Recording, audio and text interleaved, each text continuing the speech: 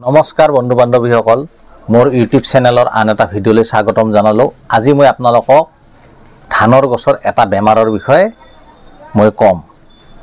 আচলতে এই ধানৰ গছাটো দেখিছে, এই গছাটো যোৱাকালি আমাৰ অঞ্চলৰ এজন কৃষকে খেতি পথাৰৰ পৰা উভালি আনি মোক দেখুৱাবলৈ লৈ আহিছে যে এই ধানৰ গছত এইটো কি বেমাৰ লাগিছে। আচলতে বন্ধুসকল, ধানৰ বিভিন্ন বেমাৰ ধানৰ গছত দেখা দিব পাৰে। তাৰে ভিতৰত এই যিটো বেমাৰ মই আপোনালোকক দেখুৱাইছোঁ, এই চাওক, এই বেমাৰটো হৈছে বেক্টেৰিয়েল লিফ ব্লাইট। এই বেমাৰটোৰ নাম হৈছে বেক্টেৰিয়েল লিফ ব্লাইট আৰু এইটো পাতত ধৰে, পাতৰ পৰা লাহে লাহে গোটেই গছডালতে লাগি যায়। গতিকে ইয়াক যদি নিয়ন্ত্ৰণ কৰা নাযায় তেতিয়াহ'লে গোটেই খেতি পথাৰত লাগি শেষত ধানৰ গছবিলাক মৰহি যাব পাৰে। আচলতে ধানৰ গছত বিভিন্ন ধৰণৰ বেমাৰ লাগিব পাৰে, যেনে লিফ ষ্ট্ৰেক, গুৰি পচা বেমাৰ, stripe, blast, sheath blight, brown spot ইত্যাদি বিভিন্ন ধৰণৰ বেমাৰ ধানৰ গছত লাগিব পাৰে।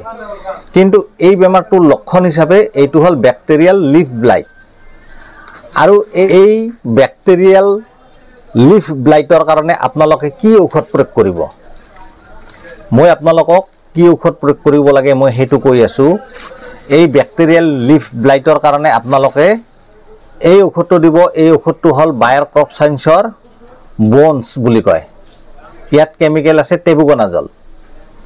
আৰু ইয়াৰ লগত আপোনালোকে এই মাল্টিপ্লেক্স কোম্পানীৰ আপোনালোকে বেক্টিনাছ 200টো দিব পাৰে। এইটো হ'ল এটা এণ্টিবায়'টিক। এই দুটা লগ কৰি আপোনালোকে মাৰিব লাগিব খেতি পথাৰত। আৰু বেক্টিনাছৰ কেমিকেলটো হ'ল বেক্ট্ৰিচাইড কেমিকেল আছে।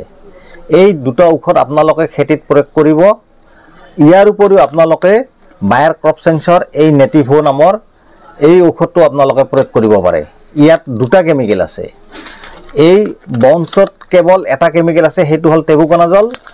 ই হ'ল চিষ্টেমিক ফাংগিচাইড, কাৰণ এইবিলাক বেমাৰৰ কাৰণে চিষ্টেমিক ফাংগিচাইড দিব লাগিব। আৰু নেটিভত দুটা কেমিকেল আছে, এটা হ'ল টেবুকনাজল আছে আৰু আনটো হ'ল ট্ৰাইফ্লক্সিষ্ট্ৰবিন। এই দুটা কেমিকেলযুক্ত ঔষধ। আৰু এই ঔষধটো আপোনালোকে যদি দিয়ে 1 গ্ৰাম 1 লিটাৰ পানীত দিব। 1 গ্ৰাম 1 লিটাৰ পানীত আৰু তাৰ লগত এই বেক্টিনাছটো লগ কৰি দিব। যি ঔষধে প্ৰয়োগ নকৰক কিয় বেক্টিনাছটো দিবই। আৰু এইবিলাক হৈছে চিষ্টেমিক ফাংগিচাইড। আৰু এই বনছটো আপোনালোকে 20 ml 1 টেংকি পানীত দিব।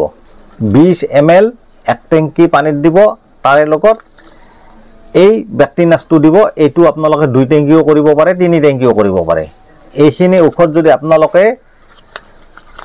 খেতিত স্প্ৰে কৰি দিব পাৰে, অৰ্থাৎ প্ৰয়োগ কৰি দিব পাৰে, আপোনালোকৰ এই যিটো বেক্টেৰিয়েল লিফ ব্লাইট এই বেমাৰটো ভাল হৈ যাব।